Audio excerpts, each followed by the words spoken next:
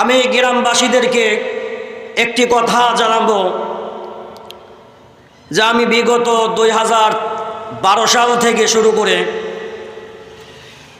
পাবনা জামিয়া আশরাফিয়া মাদ্রাসায় পড়াশোনা করছিলাম। আল্লাহ পাকের দরবারে শুকরিয়া জানাই যে আল্লাহ পাক রব্বুল আলামিন দয়া করে মায়া করে দীর্ঘ 13-14 বছর পর্যন্ত পাবনা জামিয়া আশরাফিয়া মাদ্রাসায় দাওরায়ে হাদিস বুখারী শরীফ শেষ করার পরে মাদ্রাসার উস্তাদগণ আমাদেরকে পাগড়ি দিয়েছেন। আল্লাহ পাকের দরবারে শুকরিয়া জানাই, আলহামদুলিল্লাহ। এই মাহফিলে সবাই কিন্তু বসতে পারে না। আল্লাহ পাক যাদেরকে তৌফিকে রাখছে তারাই কিন্তু এই মাহফিলে বসতে পারে। সবার কপালে কিন্তু এই মাহফিল ভাগ্যে জোটে না। কথা বলেন ঠিক কিনা? আপনারা জানেন যে দেশের অবস্থা অন্যরকম। এই দেশের মধ্যে দীর্ঘ 16 বছর পর্যন্ত এই বাংলাদেশের আলেমগণ কখনো হক কথা বলতে পারে নাই। যখন আলেমরা যখন হক কথা বলতে গেছে তাদেরকে টুটি চেপে ধরা হয়েছে। কিন্তু এই দেশের উলামায়ে কেরামগণ দেখিয়ে দিয়েছেন রক্ত যদি দিতে হয় রক্ত দিবে, জীবন যদি দিতে হয় জীবন দিবে, কিন্তু বাতিলের সামনে মাথা নত করবে না। কথা বলেন ঠিক কিনা? কিছু কথা বলতে গেলে মানুষের তেমন প্রয়োজন হয়। আল্লাহ পাক যেন সেই ব্যবস্থা করে দেয়। সকলে বলেন আমিন। দীর্ঘ কিছু বছর পূর্বে এই দেশের মধ্যে শুধু তার ছবি এবং তার বাবার ছবি দিয়ে প্রত্যেকটি অফিসে ভর্তি, এমনকি দেশের মধ্যে ভাস্কর্য নামে হারাম একটি বিষয় চালু করে দিল। এই দেশের উলামায়ে কেরাম যখন ওই জালেম হাসিনার বিরুদ্ধে যখন আন্দোলন করেছে, ওই সময় আলেমদেরকে মিথ্যা অপবাদ দিয়ে জেলখানার মধ্যে বন্দী করেছে। কথা বলেন ঠিক কিনা? এখন কিন্তু সময় এসে গেছে, শুধু আজকে না, ইতিপূর্বেও জালেমদের বিরুদ্ধে আমরা কথা বলেছি, আলেমরা কথা বলেছে। এই সময় আল্লাহ পাক আমাদেরকে পরিবেশ করে দিয়েছে জালেমদের বিরুদ্ধে কথা বলতে হবে। কথা বলেন ঠিক কিনা? এখনো কিছু জালেমরা, আমি তাদেরকে বলতে চাই, ক্ষমতায় যারাই আসুক না কেন, হাসিনা জামানা আলেমদের সঙ্গে বেয়াদবি করার কারণে, গাদ্দারি করার কারণে বাংলার জমিন থেকে ভারতে পদার্পণ হতে বাধ্য হয়েছে। তোমরা যদি আলেমদের সঙ্গে বেয়াদবি করো, খোদার কসম তোমাদেরকেও বাংলার জমিন থেকে বিদায় করে দিবে বাংলার মুসলমান। কথা বলেন ঠিক কিনা? কোনো সমস্যা নাই। এখনো দেখা যাচ্ছে আলেমরা যখন হক কথা বলে আলেমদেরকে নিষেধ করা হচ্ছে। কিছুদিন পূর্বে একটা ভিডিও দেখলাম, এক বিএনপির নেতা একজন আলেম বয়ান করতেছে, এমন সময় বাধা দিচ্ছে, তোমরা শিক্ষা গ্রহণ করো আওয়ামী লীগ থেকে, তোমরা শিক্ষা গ্রহণ করো ওবায়দুল কাদেরের থেকে। যেমন ভাবে এই দুনিয়ায় তাদেরকে অপমান করা হয়েছে, লাঞ্ছিত করা হয়েছে, তোমরা যদি না শুধরাও, তোমরা যদি ভালো যদি না হও, তোমাদেরকে বাংলার জমিনের মুসলমানরা ঝাড়ু পিটা করে বাংলার জমিন থেকে বিদায় করবে। কথা বলেন ঠিক কিনা? সাবধান হও, সতর্ক হও। আলেমদের সঙ্গে বেয়াদবি আর করো না। আলেমের সঙ্গে যদি বেয়াদবি করো তোমাদের অবস্থাও কিন্তু এরকম হয়ে যাবে। কথা বলেন ঠিক কিনা? যেই হাসিনা পুরা বাংলার জমিনটাকে এমনভাবে আয়ত্ত করে রাখছিল যে আর কোনোদিন হয়তো যে ক্ষমতা থেকে নামবে না। ও মাকারু ও মাকার আল্লাহ আল্লাহু খায়রুল মাকিরিন। কথা বলেন ঠিক কিনা? তুমি মক্কর করো, আল্লাহ পাক তোমার থেকে সর্বোত্তম বিষয় জানে। সাবধান হয়ে যাও, সতর্ক হয়ে যাও। তোমরা আলেমদের সঙ্গে খারাপ ব্যবহার করো না। সে মসজিদের ইমাম হোক, মসজিদের খতিব হোক, যখন মসজিদের খতিব হক কথা বলবে তখন তুমি মনোযোগ সহকারে শুনবে, বাধা প্রদান করতে পারবে না। একদিন এই মসজিদে যখন নামাজ পড়তে আসলাম, আসার পরে দেখি ইমাম সাহেব বক্তব্য দিচ্ছে, খতিব সাহেব বক্তব্য দিচ্ছে। কেমন করে ইমাম সাহেব খতিব সাহেবের কথার মাঝখানে কথা বলে? ভয় করা উচিত যে আলেমের সঙ্গে বেয়াদবি করব না। আল্লাহ পাক রব্বুল আলামিন কোরআনের মধ্যে বলেন, হে নবী, আপনার আওয়াজ আপনার সামনে যেন সাহাবায়ে কেরাম উঁচু আওয়াজে যেন কথা যেন না বলে। যদি আপনার সামনে যদি উঁচু আওয়াজে কথা বলে, নবীকে জানায় দেন আপনি তাদেরকে, তাদের সমস্ত আমল বরবাদ হয়ে যাবে। কিন্তু এখন নবী নাই, নবী নাই, কিন্তু নায়েবে নবীগণ আছেন, উলামায়ে কেরামগণ আছেন। ওই আয়াতের একই হুকুম এখনো বহাল আছে। মুফাসসিরিনে কেরাম বলেন যে যারা নায়েবে নবী, যারা আলেমদের সামনে উঁচু আওয়াজ করে কথা বলা যাবে না। যদি আপনারা উঁচু আওয়াজ করে তাদের সঙ্গে কথা বলেন, অনুরূপভাবে আমল কিন্তু বরবাদ হয়ে যাবে। সাবধান, আলেমদের সঙ্গে খারাপ ব্যবহার আর করবেন না। আপনারা যখন বাইরের থেকে যখন হুজুর দাওয়াত দিয়ে আনেন, তখন ভালো মেহমানদারি করান, ভালো সম্মান করেন, ভালো আদর করেন। কিন্তু যখন গ্রামের একজন হুজুর, গ্রামের একজন আলেম, গ্রামের একজন খতিব সাহেব, আপনারা তাদেরকে মূল্যায়ন করতে জানেন না। তো যাই হোক, আল্লাহ পাক রব্বুল আলামিন সবাইকে কথাগুলো বুঝবার মতো তৌফিক দান করুন। সকলে বলেন আমিন। আল্লাহ পাক রব্বুল আলামিন পবিত্র কুরআনুল কারীমের মধ্যে রাখতে বলেন, ওয়াইদা কুরআন কুরআন ফাসতামিউ লাহু ওয়া আনসিতু লাআল্লাকুম তুরহামুন।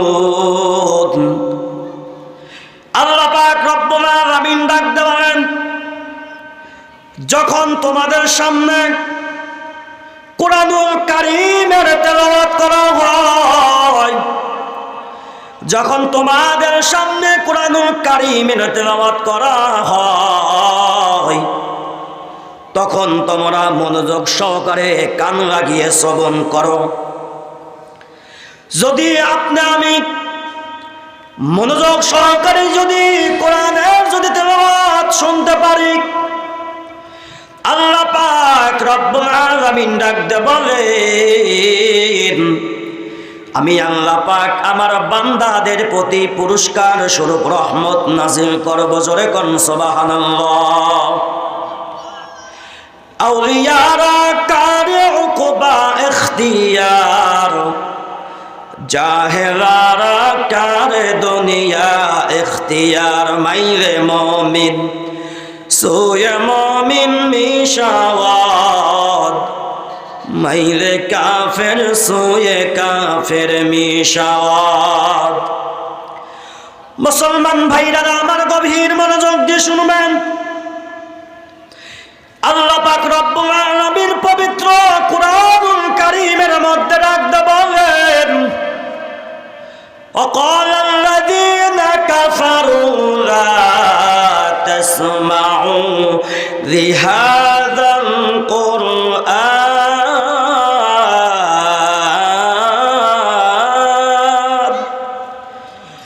وقال الذين كفروا لا تسمعوا لهذا القرآن والغوا فيه لعلكم تغلبون।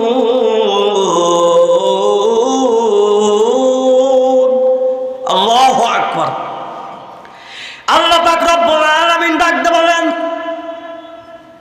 وقال الذين كفروا, আর কাফের সম্প্রদায় ডাকতে বলেন, লা তাসমাউ লিহাদাল কুরআন, তোমরা কোরআন শুনিও না। ওয়ালগাউ ফীহি, লাআল্লাকুম তাগলিবুন। আর যেখানে কোরআনের তেলাওয়াত করা হয়, যেখানে কোরআনের আলোচনা করা হয়, সেখানে তোমরা হট্টগোল ফিতনা সৃষ্টি করো, ফাসাদ সৃষ্টি করো, যাতে করে তোমরা সফল কামিয়াব হতে পারো। কিন্তু কাফের বেঈমানগণ কোরআনের উপর কোনোদিন সফল হতে পারবে না। দিনের বেলায় আমার নবীকে কোরআনের দাওয়াত দিতে নিষেধ করত, বাধা দিত। কাফের বেঈমানরা ডাক দিয়ে বলতো, মুহাম্মাদের কোরআন তেলাওয়াত শুনিও না, কোরআন তেলাওয়াত কিন্তু শোনা যাবে না। কিন্তু যখন নবী আমার গভীর রাত্রে উঠে যখন কোরআনুল কারীমের তেলাওয়াত করত, মক্কার কাফের বেঈমানরা আমার নবীজির তেলাওয়াত ঘরের পিছনে দাঁড়িয়ে দাঁড়িয়ে শুনতো। মুসলমান ভাইরা আমার গভীর মনোযোগ দিয়ে শুনবেন, দিনের বেলায় নিষেধ করতো মুহাম্মাদের তেলাওয়াত শোনা যাবে না, কিন্তু রাতের বেলায় সিস্টেম পরিবর্তন হয়ে যেত। আবু লাহাব, উতবা, শাইবা, ওয়ালিদ ইবনে মুগিরা নবীজির ঘরের পিছনে দাঁড়িয়ে দাঁড়িয়ে কোরআন তেলাওয়াত শুনতো। হাকিকত সে তো দুনিয়া বেখবর হয়, দুনিয়া কি নুমায়েশ পর নজর হয়। নমি গুয়াম কে আজ দুনিয়া খুদা বাস্ত, বহর কারক বাসি বা খুদা বাস। মুসলমানি বুয়াদ করদান হাদান, এনানে খরবুদ সুতে খাজা দাদান। এই কোরআনের কত মর্যাদা, এই কোরআনের কত ফজিলত, এই কোরআনের কত বরকত। এই কোরআনকে যদি প্রশ্ন করা হয়, কোরআন তোমার ঠিকানা কোথায়, কোরআন সঙ্গে সঙ্গে জবাব দিয়ে বলে, বাল হুয়া কুরআনুম মাজিদ ফি লাওহিম মাহফুজ। জোরে কোন আল্লাহু আকবার। আর একটু জোরে আওয়াজ করে বলে আল্লাহু আকবার। এই কোরআনকে যদি প্রশ্ন করা হয়, কোরআন তোমাকে কার মাধ্যমে নাযিল করা হয়েছে,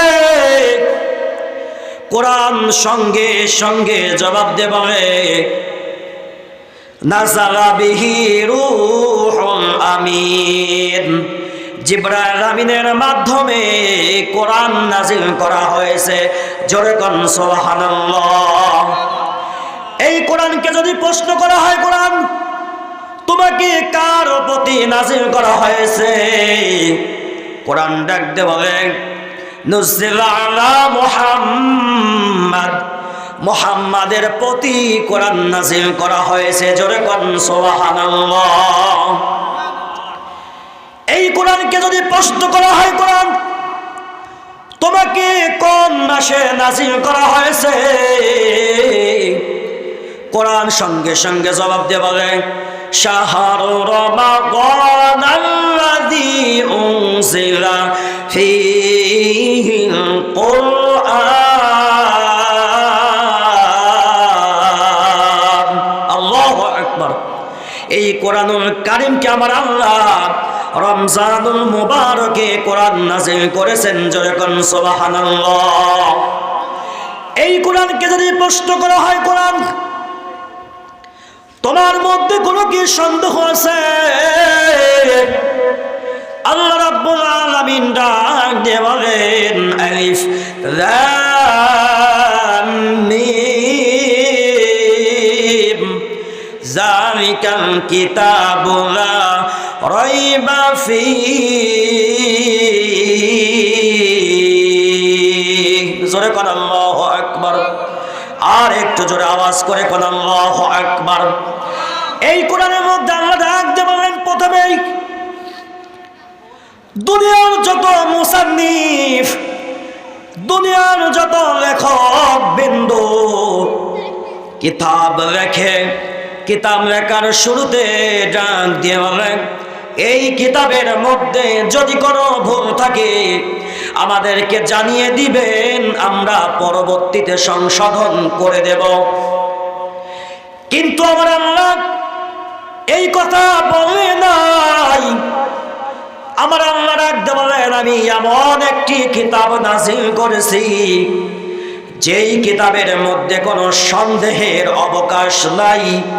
আমি আল্লাহ এই কিতাব কোরআন নাযিল করেছি একমাত্র হুদাল লিল মুত্তাকিন, মুত্তাকিনদের জন্য পথ প্রদর্শক রূপে। জোরে কোন সুবহানাল্লাহ। এই কোরআন নাযিল করা হয়েছে নবীর প্রতীক। আমার আল্লাহ রাব্বুল আলামিন ডাক দিয়ে বলেন, এই কোরআন আমি আল্লাহ নাযিল করেছি, আমি আল্লাহ এই কোরআনের হেফাজত করব। ইন্না নাহনু নাযালনা যিকরা ওয়া ইন্না লাহু লাহাফিজুন। আমার আল্লাহ রাব্বুল আলামিন ডাক দিয়ে বলেন, আমি এই কোরআন নাযিল করেছি, আমি আল্লাহ এই কোরআনের হেফাজত করব, সংরক্ষণ করব। জোরে কোন সুবহানাল্লাহ। এই কোরআন সম্পর্কে আপনাদের সামনে যদি আমি একটি ঘটনা বলি তাহলে আপনারা হয়তো বুঝতে পারবেন এই কোরআনের কত মর্যাদা। যখন জান্নাতের মধ্যে জান্নাতীরা চলে যাবে, হাসরের ময়দানে যখন ফয়সালা হয়ে যাবে, জাহান্নামীরা যখন জাহান্নামে যাবে, জান্নাতীরা যখন জান্নাতে যাবে, জান্নাতে যাওয়ার পরে আমার আল্লাহ জান্নাতের মধ্যে একটি অনুষ্ঠানের ব্যবস্থা করবেন, একটি কনসার্টের ব্যবস্থা করবেন। সেই অনুষ্ঠানের মধ্যে আমার আল্লাহ হবেন সভাপতি, সেই অনুষ্ঠানের মধ্যে আমার নবী হবেন প্রধান বক্তা। সেই অনুষ্ঠানের মধ্যে বিশেষ বক্তা হবে হযরত দাউদ আলাইহি ওয়াসাল্লাম। মুসলমান ভাইরা আমার গভীর মনোযোগ দিয়ে শুনবেন। জান্নাতের মধ্যে যখন জান্নাতীরা যাওয়ার পরে আমার আল্লাহ একটি অনুষ্ঠানের ব্যবস্থা করবেন। সেই অনুষ্ঠানের মধ্যে দাউদ আলাইহিস সালাতু ওয়াস সালামকে আমার আল্লাহ ডাকতে বলবেন, নবী দাউদ, আপনি কোরআনুল কারীম থেকে আপনি তেলাওয়াত করুন। দাউদ আলাইহিস সালাম কিন্তু কোরআন, দাউদ আলাইহিস সালামের প্রতি কোরআন কিন্তু নাযিল হয় নাই। কোরআন নাযিল হয়েছে আমার নবীর প্রতি। কিন্তু আমার আল্লাহ দাউদ আলাইহিস সালামকে ডাক দিয়ে বলবেন, নবী দাউদ আপনি কোরআন পড়ুন। আমার আল্লাহর হুকুম পাওয়ার সঙ্গে সঙ্গে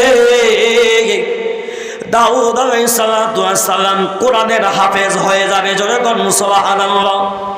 কোরআনের হাফেজ হওয়ার পরে নবী দাউদ কোরআনুল কারীম থেকে তেলাওয়াত করবেন।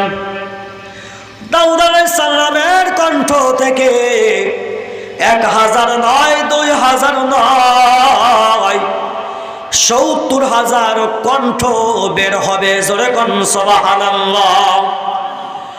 জান্নাতীরা ডাকতে বলবে, এত সুন্দর কোরআন তেলাওয়াত, ও মাবুদ আপনি কোরআন তেলাওয়াত বন্ধ করবেন না।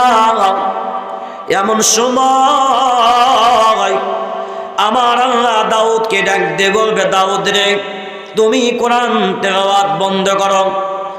এইবার দাউদ আলাইহিস সালাতু ওয়াস সালাম কোরআন তেলাওয়াত বন্ধ করবেন। এমন সময় আমার আল্লাহ জান্নাতীদেরকে ডাক দিয়ে বলবে, জান্নাতীরা রে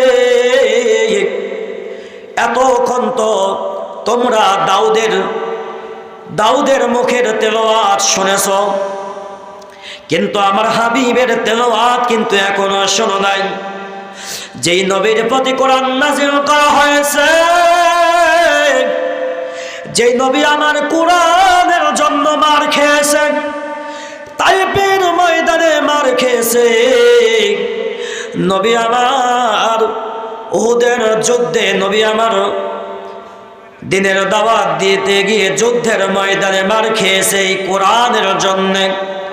আমার আল্লাহ ডাক দেবে, ও জান্নাতবাসীরা রে, এখন আমার সেই বন্ধু কোরআন থেকে তেলাওয়াত করবে। ও চাটমহল জামরুখবাসীরা, আবার নবী যখন কোরআনুল কারীম থেকে সূরা ইয়াসিন তেলাওয়াত করবেন, ইয়াসিন ওয়াল কুরআনিল হাকীম ইন্নাকা লামিনাল মুরসালিন। আল্লাহু আকবার।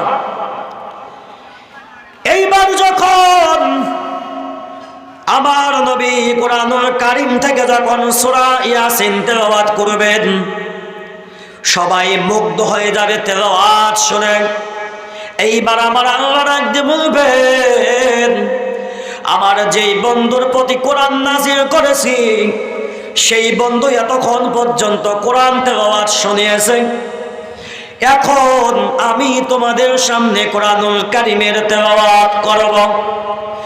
এইবার আমার আল্লাহ রাব্বুল আলামিন জান্নাতবাসীদেরকে সূরা আর রহমান তেলাওয়াত করে শোনাবেন।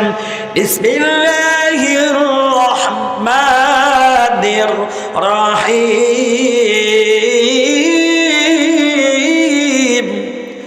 আর রহমান আল্লামাল কুরআন খালাকাল ইনসান। আল্লাহ রাব্বুল আলামিন জান্নাতীবাসীদেরকে কোরআনুল কারীম থেকে সূরা আর রহমান তেলাওয়াত করে শোনাবেন। জোরে কোন সুবহানাল্লাহ। এই কোরআন সম্পর্কে আমি যদি আপনাদের সামনে আর একটি কথা বলি, ভারতের জমিনের ঘটনা। একজন মূর্খ মানুষ সারা জীবন কৃষকের কাজ করেছে, সারা জীবন মাঠে ঘাটে কাজ করেছে, কোরআন তেলাওয়াত জানতো না। সারাদিন কাজ শেষে যখন বাড়িতে আসতো, আসার পরে বিবি কূপ থেকে যখন পানি উঠিয়ে দিত, কূপ থেকে পানি উঠিয়ে দেওয়ার পরে স্বামী ওযু করত, গোসল করত, পবিত্রতা অর্জন করত। পবিত্রতা অর্জন করে মাগরিবের নামাজ আদায় করত। মাগরিবের নামাজ আদায় করার পরে এইবার তিনি কোরআন নিয়ে বসে যেতেন।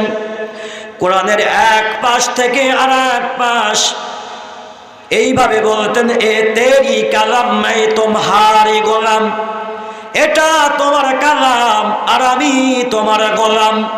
এই কথা আমার মাবুদকে বলতেন। এমন সময় ওই ব্যক্তির মৃত্যু হয়ে যায়, ওই ব্যক্তি দুনিয়া থেকে বিদায় নিয়ে যায়। এমন সময় তার ছেলে সন্তানরা বিপদে পড়ে যায়, আমার বাবা মারা গেছে, আমার বাবাকে কেমনে দাফন করব, কেমনে জানাজা পড়ব। ছেলে সন্তানরা বিপদে পড়ে যায়। মুসলমান ভাইরা আমার, ও মুসলমান ভাইরা আমার, গভীর মনোযোগ দিয়ে শুনবেন। দুনিয়াতে থাকাকালে সন্তানদেরকে সুশিক্ষায় শিক্ষিত করেন, সন্তানদেরকে কোরআন শিক্ষা দেন, যাতে আপনি দুনিয়া থেকে কবরে যাওয়ার পরে যেন আপনার সন্তান যেন জানাজা পড়াইতে পারে, এমন সন্তান আপনি দুনিয়ার মধ্যে তৈরি করে যান।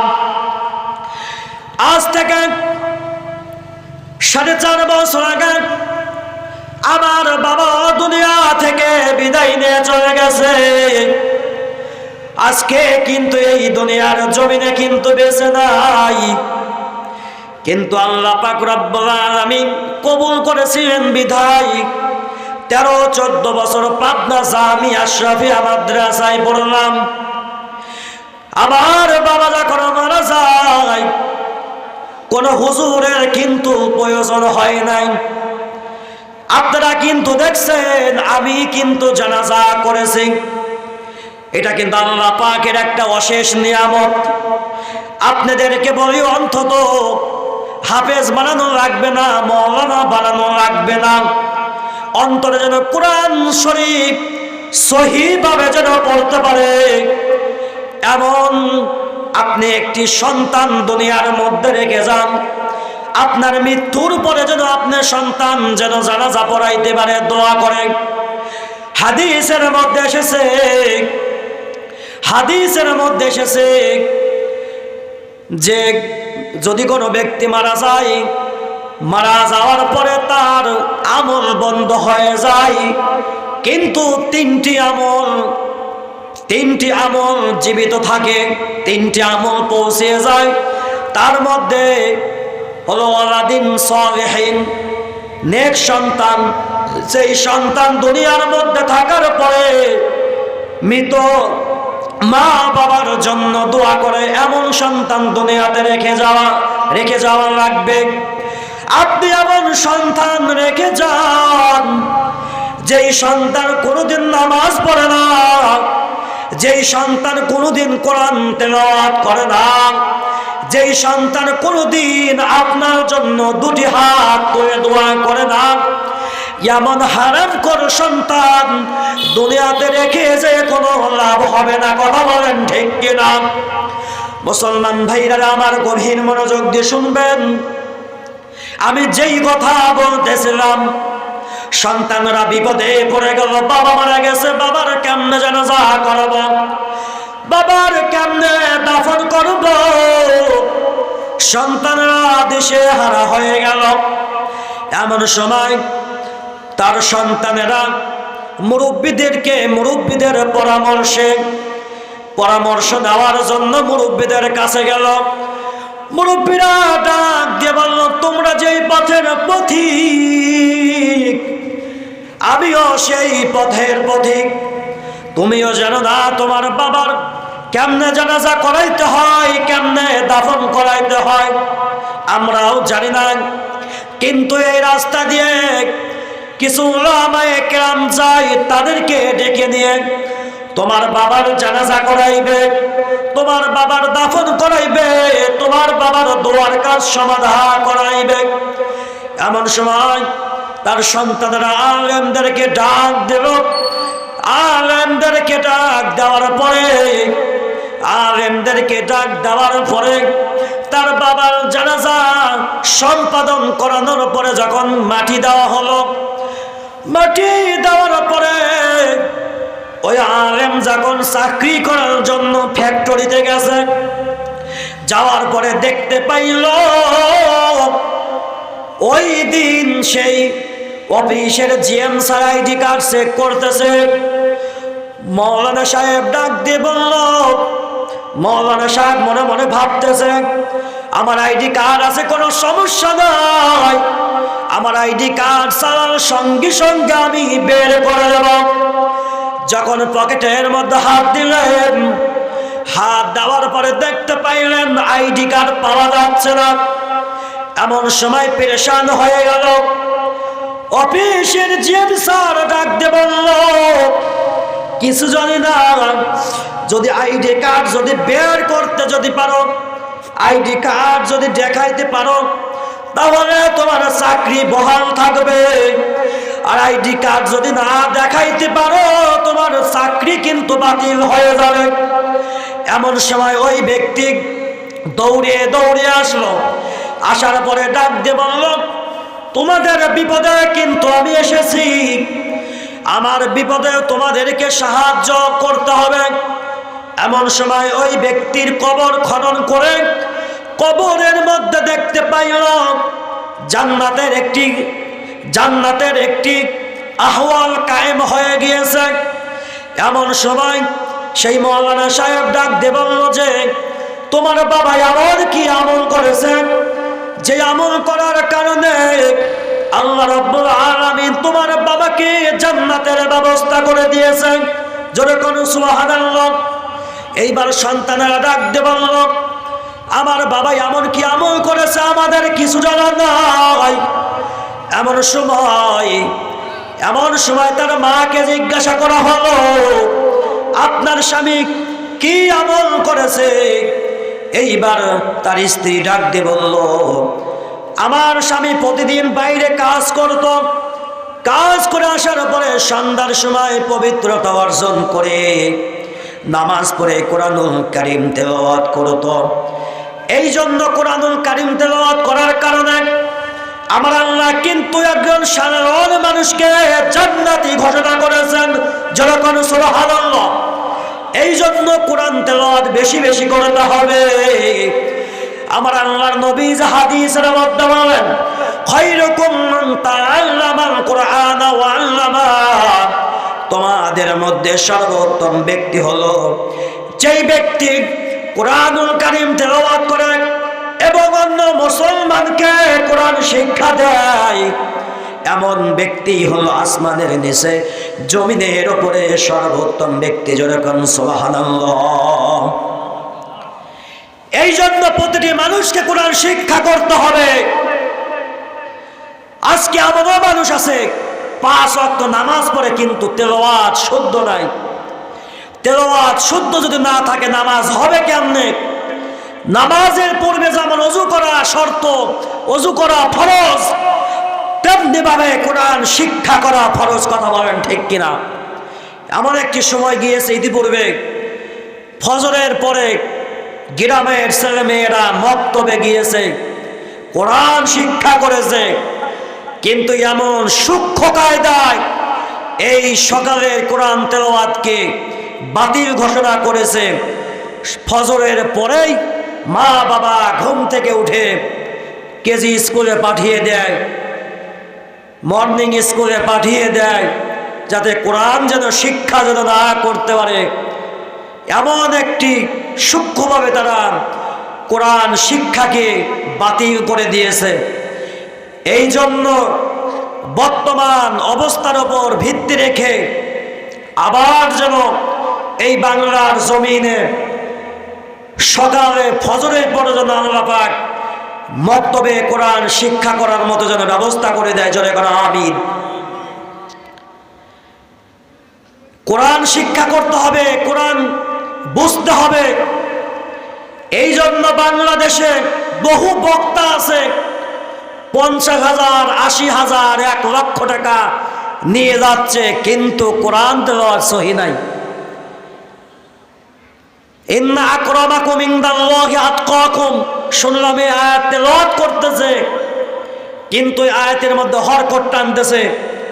ভুল হতে পারে সাধারণ মানুষের কোরআন তেলাওয়াত, কিন্তু যেই ব্যক্তি দায়ী, যেই ব্যক্তি কোরআনের মুফাসসির, যেই ব্যক্তি কোরআনের দাওয়াত দেয়, এমন ব্যক্তিদের যদি কোরআন যদি অশুদ্ধ থাকে, তাহলে আপনারা কার কাছে ওয়াজ শুনবেন? এই জন্য প্রত্যেকটি বক্তার, প্রত্যেকটি আলেমের, প্রত্যেকটি ইমামের, প্রত্যেকটি খতিবের কোরআন তেলাওয়াত তো সহি থাকা আবশ্যকীয়। যেই ব্যক্তির কোরআন তেলাওয়াত সহি নাই, ওই ব্যক্তির পিছনে ইক্তেদা করা জায়েজ নাই। কথা বলেন ঠিক কিনা? যেই ব্যক্তির কোরআন তেলাওয়াত সহি নাই, ওই ব্যক্তির ইমামতি করাও জায়েজ নাই। ইমামতি করার পূর্বে, নামাজ পড়ার পূর্বে প্রত্যেকটি মানুষের কোরআন তেলাওয়াত শুদ্ধ থাকা অপরিহার্য। অবশ্যই কোরআন তেলাওয়াত শুদ্ধ করতে হবে। এই জন্য আমার গ্রামের মানুষদেরকে বলবো, যারা এখনো কোরআন তেলাওয়াত শিখতে পারেন নাই, কোরআন তেলাওয়াত শিখতে পারেন নাই, কোরআন শিখছেন কিন্তু সহিভাবে তেলাওয়াত করতে পারেন না, কোরআনের হক আদায় করে তেলাওয়াত করতে পারেন না, আপনারা অতি সত্বর জীবনের মৃত্যুর পূর্বেই আপনারা কোরআনকে শিক্ষা করুন। যত কষ্ট করে হোক, যদি আপনি কোরআন যদি শিক্ষা করতে পারেন, আপনি সফল কামিয়াব। হাদিসের মধ্যে আছে, খায়রুকুম মান তাআল্লামাল কুরআনা ওয়া আল্লামা, তোমাদের মধ্যে সর্বোত্তম ওই ব্যক্তি যে কোরআনকে শিক্ষা করে অপরকে শিক্ষা দেয়। এরাই হলো আসমানের নিচে জমিনের ওপরে সর্বোত্তম ব্যক্তি। নবী বলেন নাই কোনো ডক্টর, কোনো ইঞ্জিনিয়ার, কোনো প্রফেসর, কোনো শিক্ষক সর্বোত্তম, কিন্তু নবী বলেন যে যারা কোরআন শিক্ষা করে অপরকে শিক্ষা দেয় এরাই হলো সর্বোত্তম ব্যক্তি। যেরকম সুবহানাল্লাহ। মুসলমান ভাই, আল্লাহ রাব্বুল আলামিন পবিত্র কোরআনুল কারীমের মধ্যে রাখতে বলেন নামাজ সম্পর্কে। হযরত ইসমাঈল আলাইহিস সালাতু ওয়াস সালামকে ডাকতে বলেন ওয়া কানা ইয়া'মুরু আহলাহু বিস-সালাতি ওয়াজ-যাকাতি ওয়া কানা 'ইনদা রাব্বিহি মারদিয়া। জোরে কোন আল্লাহু আকবার। এই নামাজ সম্পর্কে আল্লাহ রাব্বুল আলামিন হযরত মূসা আলাইহিস সালাতু ওয়াস সালামকে ডাকতে বলেন ইন্নানি আনাল্লাহু লা ইলাহা ইল্লা আনা ফা'বুদনি ওয়া আকিমিস সালাতা লিযিকরি। আল্লাহু আকবার। আল্লাহ রাখতে বলে ইন্নানি আনাল্লাহ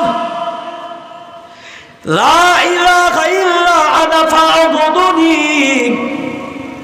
আমি আল্লাহ ছাড়া আর কোনো মাবুদ নাই। ফা'বুদনি, অতএব তোমরা আমার ইবাদত করো।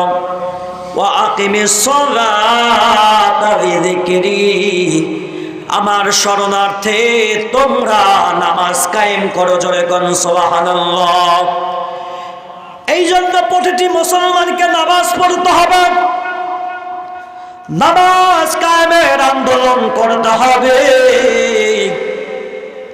আল্লাহ পাক রব্বুল আলামিন কোরআনুল কারীমের মধ্যে আমার নবী মুহাম্মদুর রাসূলুল্লাহ সাল্লাল্লাহু আলাইহি ওয়াসাল্লামকে নামাজের নির্দেশ দিতে গিয়ে ডাকতে বলেন ওয়া'মুরু আহলাকা বিস-সালাতি ওয়াসতাবির আলাইহা লা নাসআলুকা রিজকান নাহনু নারযুকুক ওয়াল আকিবাতু লিত-তাকওয়া। আল্লাহ রাব্বুল আলামিন ডাকতে বলেন হ্যাঁ নবী মুহাম্মদ, আমি আপনাকে নামাজ সম্পর্কে আদেশ দিচ্ছি।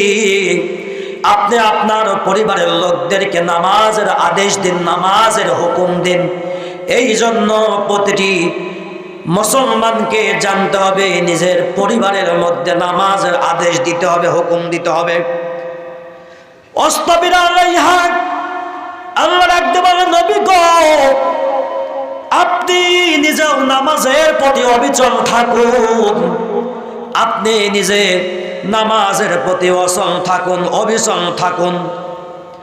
নাহনু নারযুকুক, আমি আল্লাহ আপনার নিকটে রিজিক চাই না, আমি আল্লাহ তাআলা আপনাকে রিজিক দেই। ওয়াল আকিবাতু লিত-তাকওয়া, আর মুত্তাকিনদের জন্য রয়েছে শুভ পরিণাম। এই মুত্তাকিন সম্পর্কে আল্লাহ রাব্বুল আলামিন পবিত্র কোরআনুল কারীমের মধ্যে ডাকতে বলেন কারা মুত্তাকি।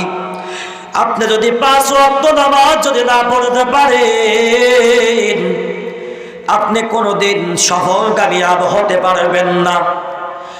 আপনি কিন্তু মুত্তাকি হতে পারবেন না, আপনি কিন্তু পরহেজগার হতে পারবেন না। মুত্তাকিনদের সম্পর্কে কোরআনুল কারীমের মধ্যে আল্লাহ রাখতে বলেন আল্লাযীনা ইউমিনুনা বিল গায়ব ওয়া ইউকিমুনাস সালাহ। যেরকম আল্লাহু আকবার। আমার আল্লাহ রাখতে বলেন আল্লাহ আল্লাযীনা ইউমিনুনা বিল গায়ব, যারা অদৃশ্যের প্রতি ঈমান আনছে, যারা অদৃশ্যের প্রতি যারা ঈমান আনছে, ওয়া ইউকিমুনাস সালাত, আর যারা নামাজ প্রতিষ্ঠা করেছে, নামাজ কায়েম করেছে, এরাই হলো মুত্তাকি। জোরে কোন সুবহানাল্লাহ। এই নামাজ সম্পর্কে আল্লাহর নবী হাদিসের মধ্যে বলেন, নবীর সাহাবী হযরত আবু যর গিফারী রাদিয়াল্লাহু তাআলা আনহু নবীজির সাথে নবীজির পিছনে পিছনে যাচ্ছে। এমন সময় আল্লাহর নবীজি ডাক দিয়ে বলল, যে আবু যর গিফারী, দেখো গাছ থেকে পাতাগুলো ঝরে পড়তেছে। যদি কোনো ব্যক্তি 5 ওয়াক্ত নামাজ আমার আল্লাহর সন্তুষ্টির জন্য যদি কোনো ব্যক্তি 5 ওয়াক্ত নামাজ পড়ে, আমার নবী বলেন ওই ব্যক্তি গুনাহমুক্ত হয়ে যায়। যেই রকম ভাবে গাছের পাতা ঝরে পড়তেছে, তেমনি ভাবে আমার আল্লাহ ওই ব্যক্তির জীবনের গুনাহ মাফ করে দেয়। জোরে কোন সুবহানাল্লাহ। আল্লাহ তাআলা রাখতে বলেন, ইন্নাস সালাতা তানহা আনিল ফাহশাই ওয়াল মুনকার। আল্লাহ তাআলা রাখতে বলেন, নিশ্চয় নামাজ অশ্লীল ফাহিশা কাজ থেকে মানুষকে হেফাজত করে। এই জন্য নামাজ পড়তে হবে। নামাজের মাধ্যমে আমার আল্লাহ পাক বান্দাকে সমস্ত খারাপ কাজ থেকে হেফাজত করেন। যারা কোন সুবহানাল্লাহ। আল্লাহ রাব্বুল আলামিন কোরআনুল কারীমের মধ্যে রাখতে বলেন, আকিমিস সালাতা লিযিকরি। আল্লাহ তাআলা রাখতে বলেন, আমার শরণার্থে নামাজ পড়ো। এই নামাজ সম্পর্কে কোরআনুল কারীমের মধ্যে আমার আল্লাহ 82 জায়গায় নামাজের ঘোষণা করেছেন। জয় কোন সুবহানাল্লাহ। হাদিসের মধ্যে আল্লাহর নবীজি জনাবে মুহাম্মদুর রাসূলুল্লাহ সাল্লাল্লাহু আলাইহি ওয়াসাল্লাম বলেছেন, আউয়ালু মা ইউহাসাবু বিহিল আবদু ইয়াউমাল কিয়ামাতিস সালাত।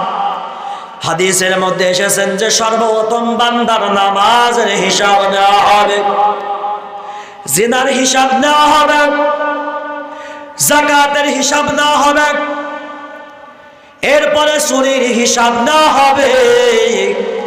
কিন্তু সর্বপ্রথম বান্দার নামাজের হিসাব নেওয়া হবে।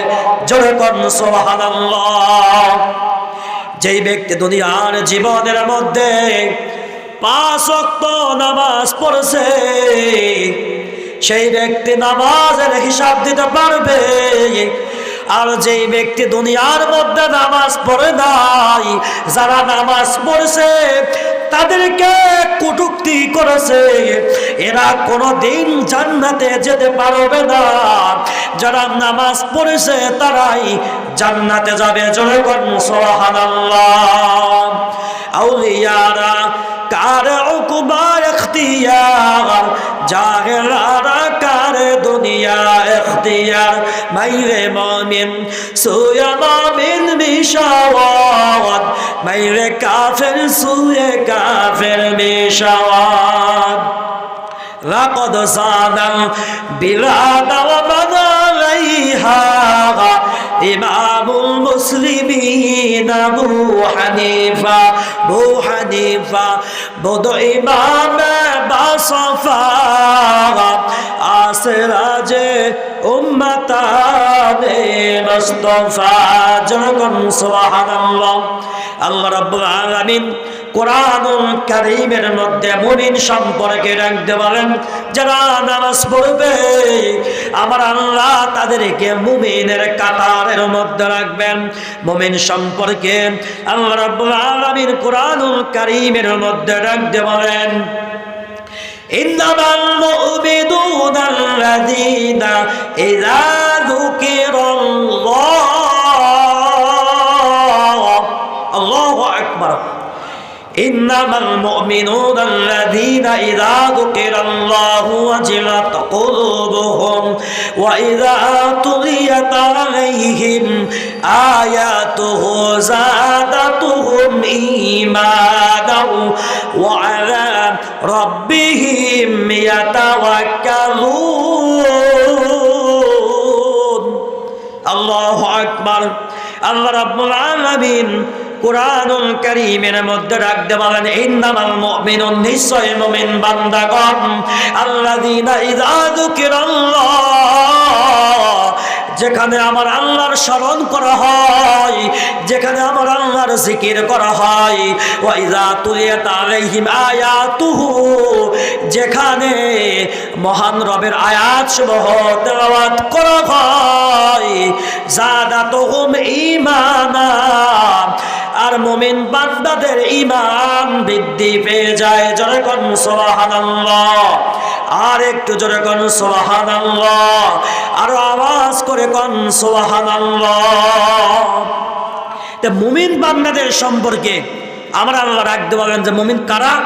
ইন্নামাল মুমিনুন, নিশ্চয় মুমিন বান্দাগণ, আল্লাযীনা ইযা যুকিরাল্লাহ, আমার আল্লাহ পাকের স্মরণ করা হয়, যেখানে আমার আল্লাহ পাককে স্মরণ করা হয়, ওয়াজিলাত কুলুবুহুম, তখন তাদের অন্তরের মধ্যে ভয়ে প্রকম্পিত সৃষ্টি হয়ে যায়।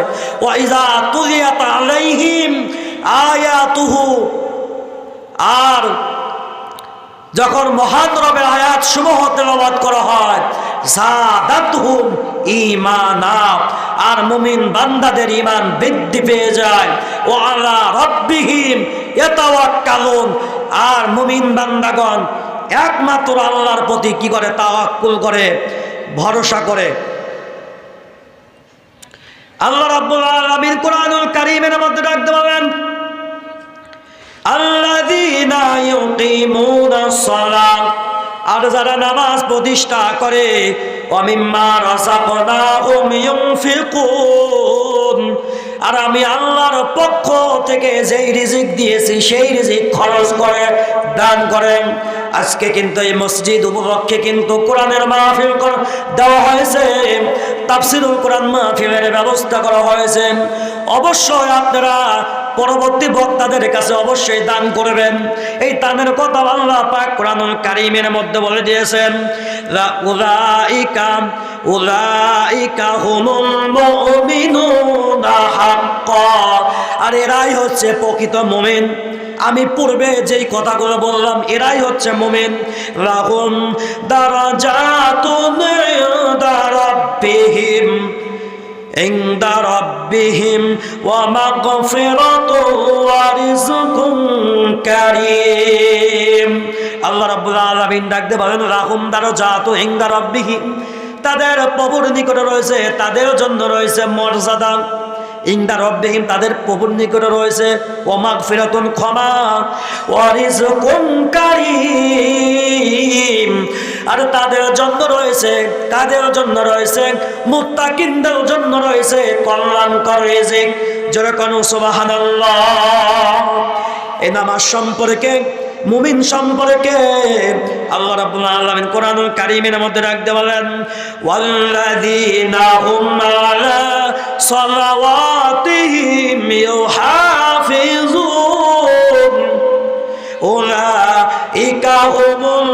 উলাইকা হুমুল ওয়ারিসুন, আল্লাযীনা ইয়ারিসুনাল ফিরদাউসা হুম ফিহা খালিদুন।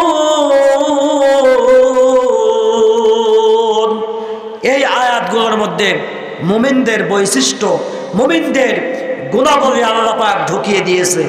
আমি আপনাদের সামনে নামাজের কথা বলতেছিলাম।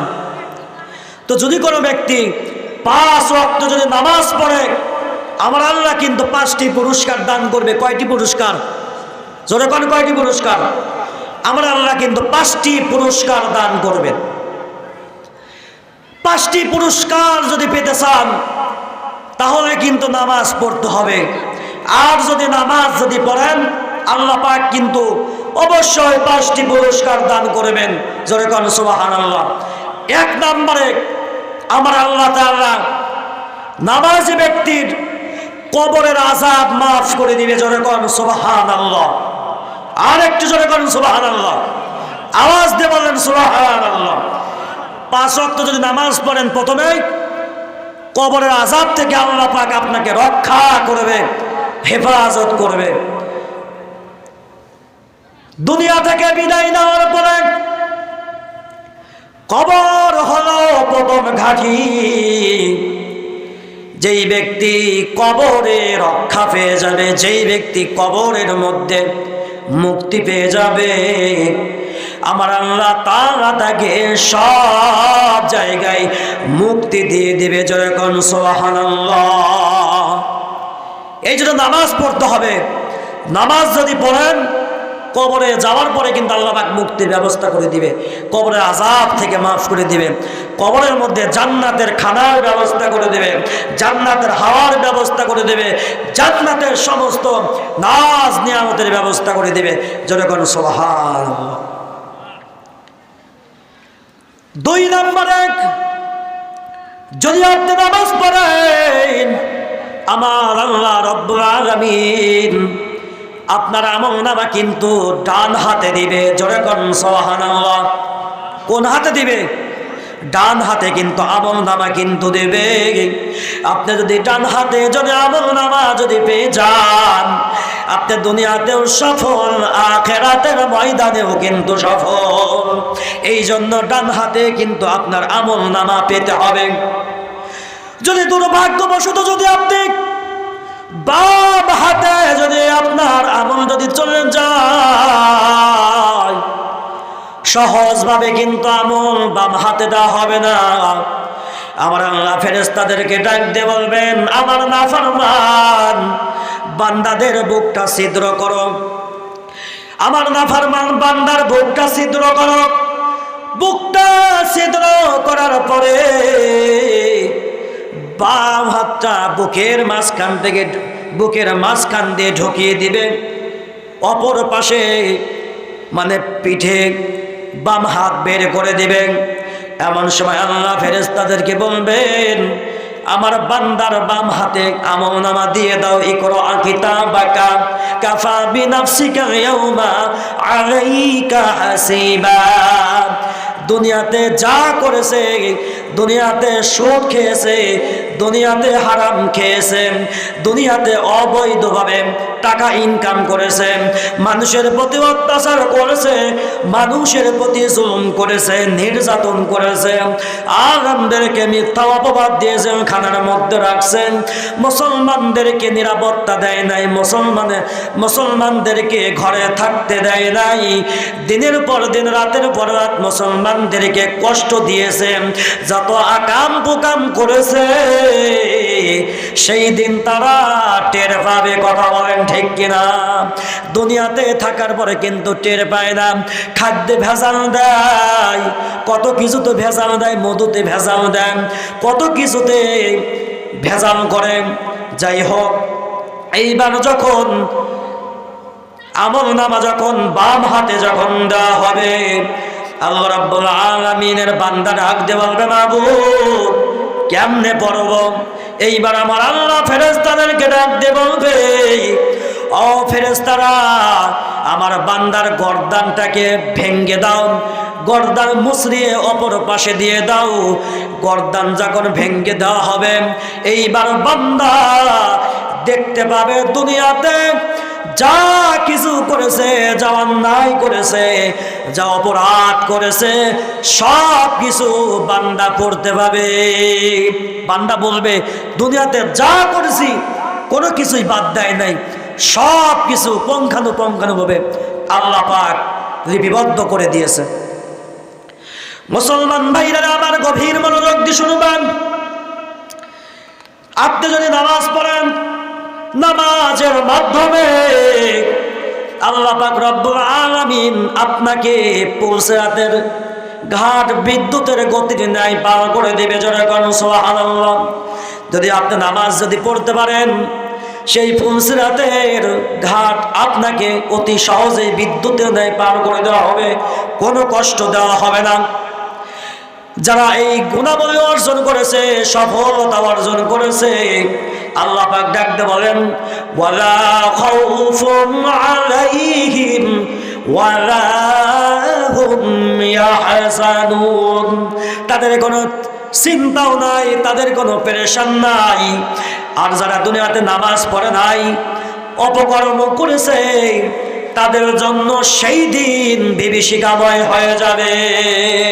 নবী আমার মদিনারি বুলবুল, নবী আমার মদিনারি বুলবুল, নবী আমার মদিনারি বুলবুল। সেই নবী শাফাআত করিবেন গুনাহগার উম্মতদেরকে, সেই নবী শাফাআত করিবেন উম্মতদেরকে। এখানে আমার সংক্ষিপ্ত বক্তব্য শেষ করছি। আসসালামু আলাইকুম ওয়া রাহমাতুল্লাহি ওয়া বারাকাতুহু।